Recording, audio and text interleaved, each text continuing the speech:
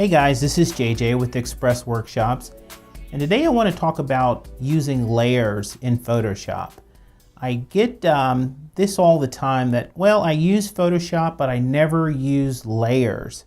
Layers are an essential part of the workflow in Photoshop. So I'm not really sure how you can use Photoshop and not use layers. So what I want to do with this video is I want to show some ways that I personally use layers.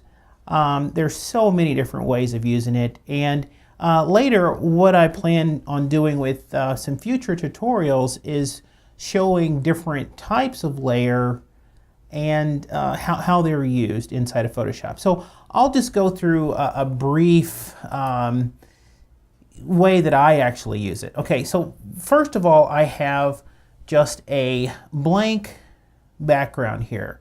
And you can see there's just one layer. And if you don't see your layers palette here, then you need to go to Windows and you'll see that you'll have layers here. You can go ahead and click that, or F7 on your keyboard, and you'll see your layers palette.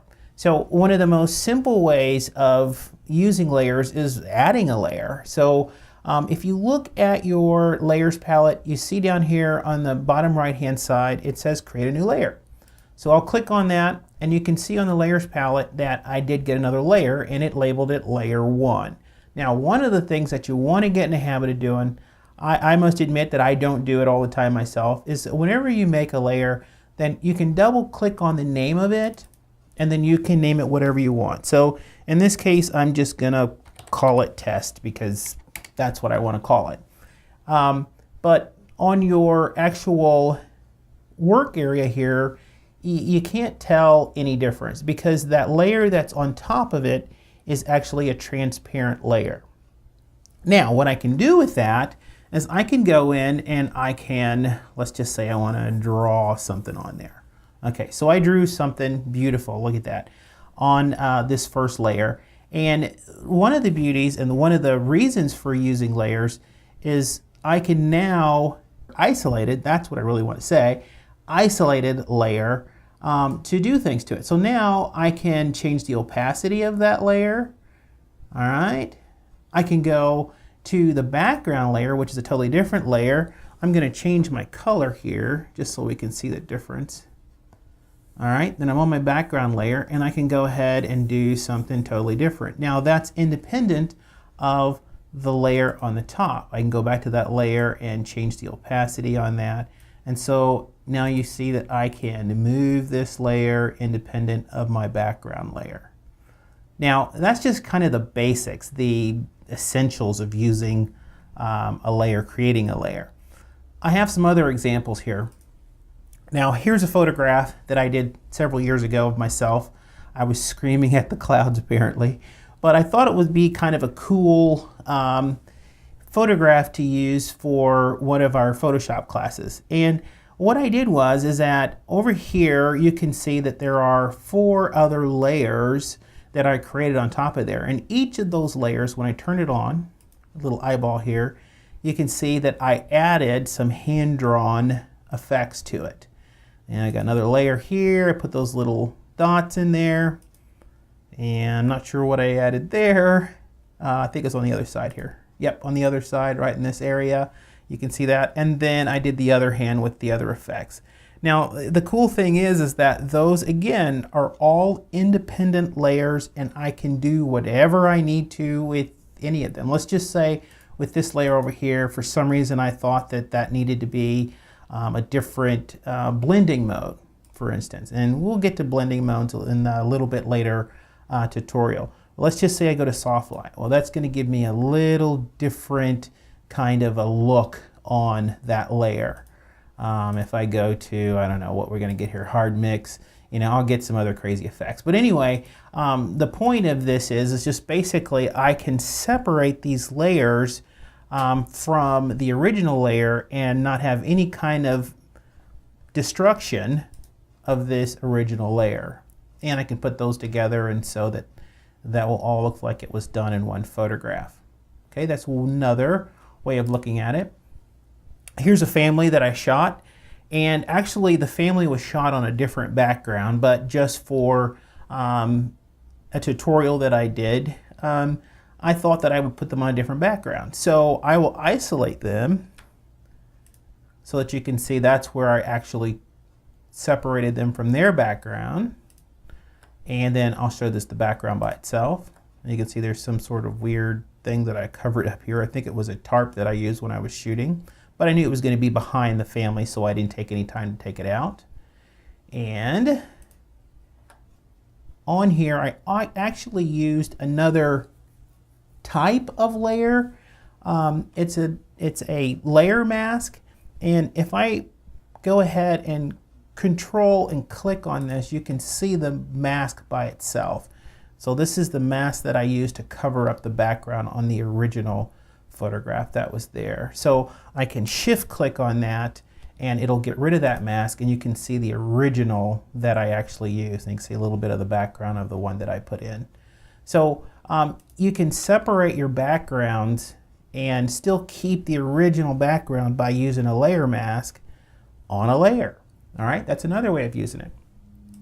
All right, here is a photograph, and again, it's a composite. I shot this young man in my studio, and then I went out and shot some HDR backgrounds. And as you can see here in the layer palette, it's actually pretty long on this one. I've got all kinds of layers. Now I'll go here and turn some of this stuff on. You can see the background layer here. I'll just turn it on by itself. That was the original background. And then, actually, let's do it this way. I'll show you the background. That's an effect that I put on there. A little bit of atmosphere. More stuff.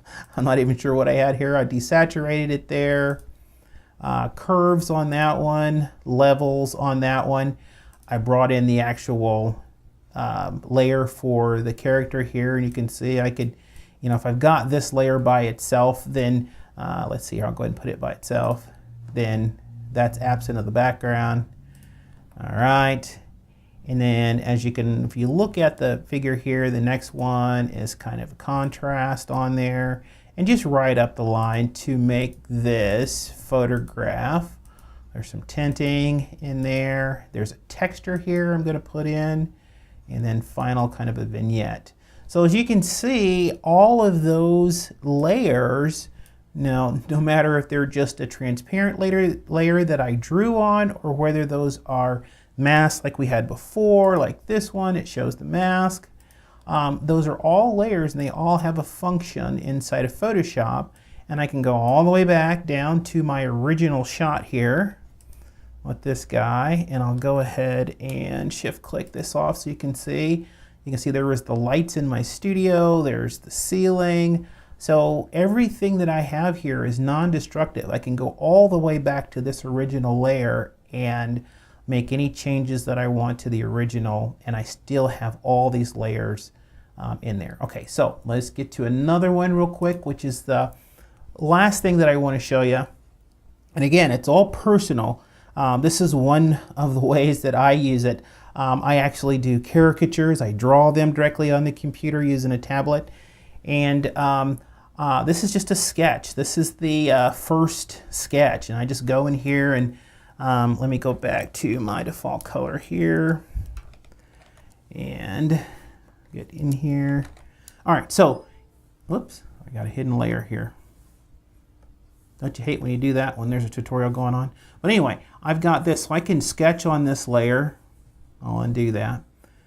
But anyway, I can sketch on here, and then I can go in, and what I did on this one is I refined my sketch. I'll turn the other layer on the underneath side in. So I drew right over my original sketch to refine it. And then I went in and I did a value painting on there. You can see that the sketch is still there underneath. And then on top of there, another layer, I went in and actually did the colorizing. So that's probably the main ways that I use layers in Photoshop. Now, like I said, there's a million other different ways of using layers. Like in some of my previous tutorials, there's layers that contain smart objects. There's layers that you can do for any number of things. So this is just a short introduction to using layers. And like I said, we will get in on in-depth use of layers in future tutorials. All right, so thanks for watching this tutorial. Hope to see you next week. I'm going to try to do a video a week with my schedule. That may not be the case, but I'm really going to give it a try, and I will see you in the next video. Thanks.